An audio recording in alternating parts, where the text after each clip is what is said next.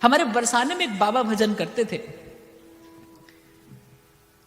सीधे साधे ब्रजवासी बाबा थे, और ब्रजवासियों से दो टूक मांगकर और किशोरी जी का नाम लेते लेते उनका दर्शन करते करते जीवन बीत रहा था आनंद में।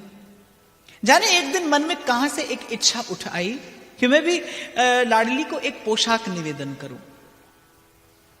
अब पुराना समय था, धन उनके पास रहता नहीं था, और ब्रजवासी साधु तो अपने पास धन रखते भी नहीं थे।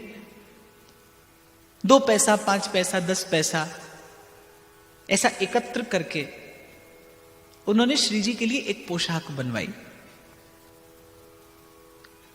श्री जी को निवेदन करने के लिए जा रहे थे, सीढ़ियां चढ़ के महल की। आज भी वहां पर आप जाओ यदि, तो आप देखोगे कि ब्रजवासी बालिकाएं होती हैं, वो आ जाएंगी आपके पास खेलती कूदती।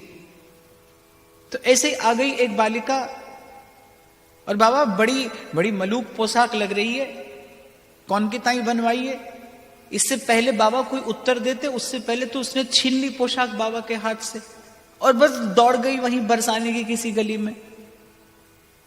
भोर का समय था, श्रृंगार आरती होने वाली थी। बाबा ने मन में विचार किया कि संग्रह किया हुआ धन था, जाने किसी ने किस भावना से धन दिया होगा, शायद श्री लाडली जी को ये भेंट स्वीकार ना होगी।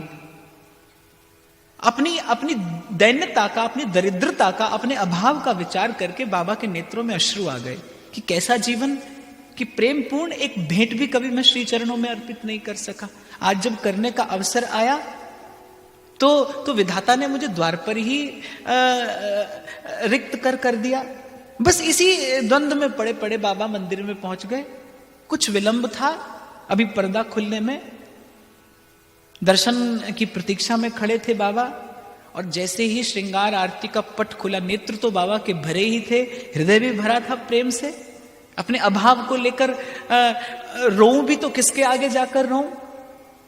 नेत्र भी भरे थे अश्रुओं से, हृदय भी भरा था प्रेम से। और जैसे ही गोसाई जी ने पट खोला, और बाबा आश्चर्य में कि श्री जी वही पोशाक धारण किए खड़ी हैं।